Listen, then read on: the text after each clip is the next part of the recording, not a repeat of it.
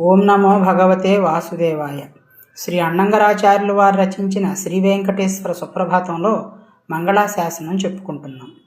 ప్రాయస్వచరణౌ పుంసాం శరణ్యత్వేన పాణినా కృపయాదిశతే శ్రీమద్వేంకటేశాయ మంగళం. దయామృతతరంగిణ్యాస్తరంగైరివ శీతలైః అపాంగైః సించతే విశ్వం వెంకటేశాయ మంగళం. స్రగ్భూషాంబరహేతీనాం సుషమావహమూర్తయే సర్వార్తిశమనాయాస్తు వెంకటేశాయ మంగళం. ఈ శ్లోకాల్లో ఆచార్యుల వారు వెంకటేశ్వరుడికి ఈ విధంగా మంగళాశాసనాలు చెప్తున్నారు. ఓ స్వామి, ఎల్లప్పుడూ పరమశరణ్యమని జీవులందరికీ కూడా నీ పాదాలను చూపిస్తూ ఉంటావు నీ రెండు చేతులతోనూ. అటువంటి దయ కలిగినటువంటి శ్రీ వెంకటేశ్వర, నీకు నా భక్తిపూర్వకమైన నమస్కారాలు తెలియచేస్తూ మంగళాశాసనాలు చేస్తున్నాను అంటున్నారు.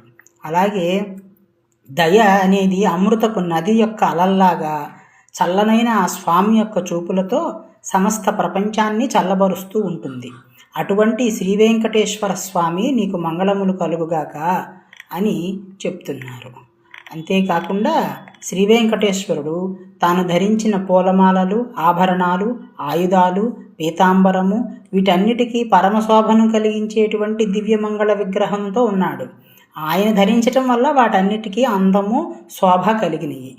అంతేకాకుండా ఆ స్వామి అన్ని పీడలను కూడా తొలగిస్తాడు. అటువంటి ఆ స్వామికి మంగళాలు కలగాలని ఆకాంక్షిస్తున్నారు ఆచార్యుల వారు. ఓం నమో భగవతే వాసుదేవాయ.